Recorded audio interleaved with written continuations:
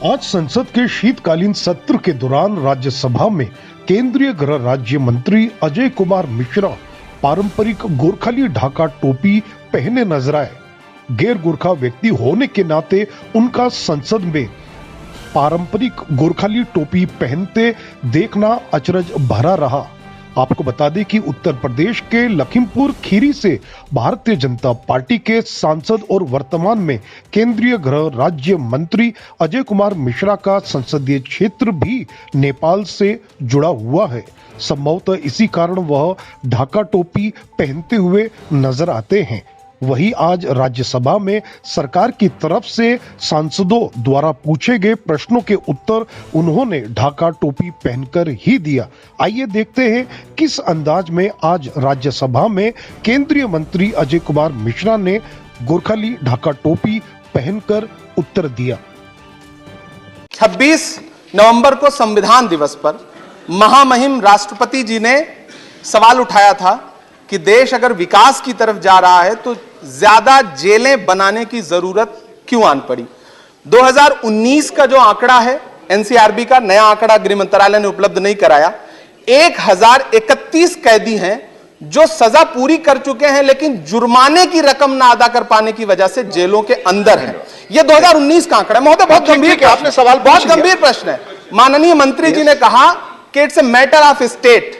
तो मैं माननीय मंत्री जी से पूछना चाहता हूं कि भारत की एक बेटी गर्भवती महिला बिल्किस का गैंग रेप और उसके परिवार के 7 लोगों की जघन्य हत्या, उनके कैदियों को रिहाई, क्या यह मैटर ऑफ स्टेट है कि गृह मंत्रालय भी इस पर कभी इस पर ध्यान देगा या नहीं देगा? It's only matter of state. It's only matter of state. आप बैठिए माननीय मंत्री जी, आप बोले, आप माननीय सभापति जी, अभी मैं यही कह रहा हूं कि सदस्य ने प्रश्न के उत्तर को ठीक ढंग से पढ़ा नहीं।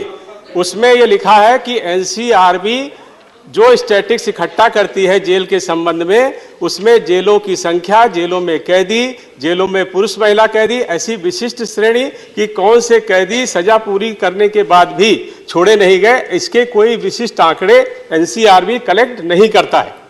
यही उसमें कहा गया है। दूसरी चीज ये साफ है, आप पता कर लीजिएगा, मैं पूरी जिम्मेदारी से जवाब दे रहा हूं माननीय मंत्री जी। और दूसरा जो इन्होंने कहा, प्लीज आप अपनी सीट पर नहीं बैठिए मैडम, प्लीज दूसरा इन्होंने प्रश्न पूछा है कि 2019 में ऐसे कैदी जो अपनी सजा पूरी कर चुके लेकिन उनको छोड़ा नहीं गया।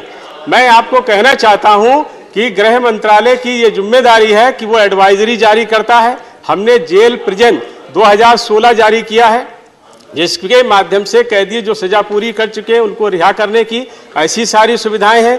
उसके अलावा हम ई प्रिजन के माध्यम से हमने 100 करोड़ रुपए की लागत से जेलों में ई सिस्टम डेवलप किया है, जिसमें कैदी कब आया, कब गया, कब उसकी सजा पूरी हुई, ये सारा करके प्रदेशों की एक व्यवस्था होती है जिसके माध्यम से उसको पूरा करते हैं। और इसलिए जो भी लोग हैं उसमें हमने एक नई, अभी हमारे प्रधानमंत्री जी के नेतृत्व में हमने 15 अगस्त 2022, 26 जनवरी 2023 और 15 अगस्त 2023 के लिए एक विशेष योजना बनाई है, जिसमें ऐसे कैदी जो जुर्माना अदा न कर पाने के कारण जेल में हैं उनको प्रदेश सरकारों को कहा गया है कि वो जेल से रिहा किए जाएं। और ये प्रश्न माननीय उप सभापति जी, चूंकि जेल में जो कैदी सजा पूरी कर चुके हैं उनके संबंध में है, इसलिए जो जिनकी सजा माफ की गई है उसके संबंध में अगर कोई जानकारी है तो अलग से नोटिस और प्रश्न पूछना चाहिए। धन्यवाद। माननीय राकेश सिन्हा,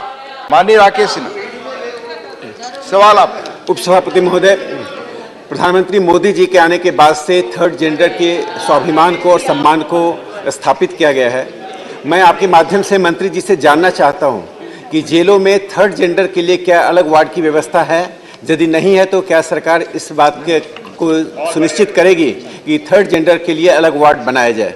धन्यवाद। Good question. देखिए, जैसे मैंने कहा, विशिष्ट श्रेणी के कैदियों या बंदियों के विषय में एनसीआरबी कोई आंकड़ा नहीं रखता है, लेकिन महिलाओं के लिए जहां कुछ जेलें हैं और जहां जिन जेलों में महिला जेल नहीं है वहां पर जेलों के अंदर महिलाओं के लिए वार्ड भी बने हैं। और ऐसे कैदी जो विशेष परिस्थिति के होते हैं उनको विशेष परिस्थितियों में ही रखा जाता है और उसके लिए सारी व्यवस्थाएं प्रदेश सरकार करती है, जिसमें हम एडवाइजरी और संज्ञान देते हैं।